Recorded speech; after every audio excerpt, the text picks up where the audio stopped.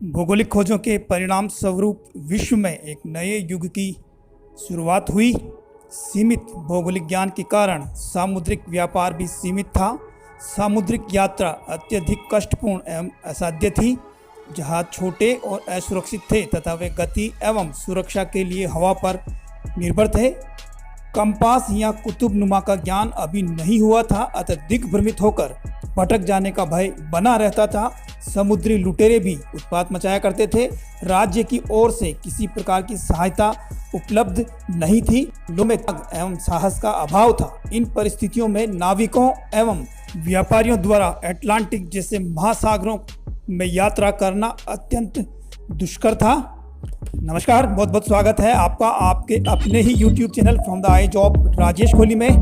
अगर आपने अभी तक चैनल को सब्सक्राइब नहीं किया है तो मेरा आपसे विनम्र आग्रह है कि सर्वप्रथम यह कार्य आप अभी करें, साथ ही बेल आइकन को प्रेस करना नहीं भूलें। अगर वीडियो आपको पसंद आए तो लाइक व शेयर अवश्य करें।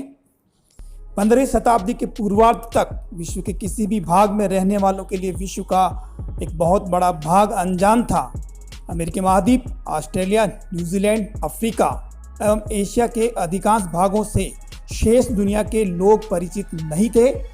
उस समय तक विशाल अटलांटिक सागर पर नौवहन नहीं हुआ था और इस सागर के पार विशाल भूखंडों के होने की लोगों ने कल्पना तक नहीं की थी। इस बात का भी लोगों को ज्ञान नहीं था कि समुद्री मार्ग से अफ्रीका महाद्वीप की परिक्रमा भी की जा सकती है।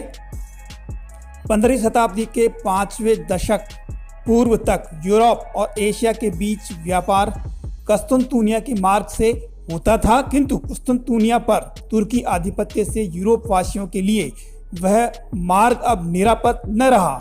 इसी समय यूरोप वासियों ने कंपास का ज्ञान अरबों से सीखा। इससे दूर दूर तक यात्राएं संभव हुई।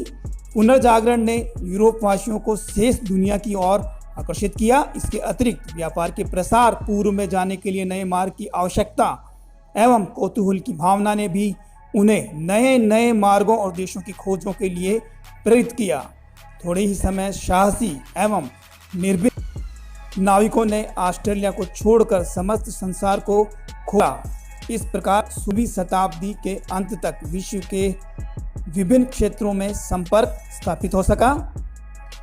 विभिन्न देशों की खोजों के साथ धार्मिक और व्यापारिक अभिलाषाएं जागृत हुई।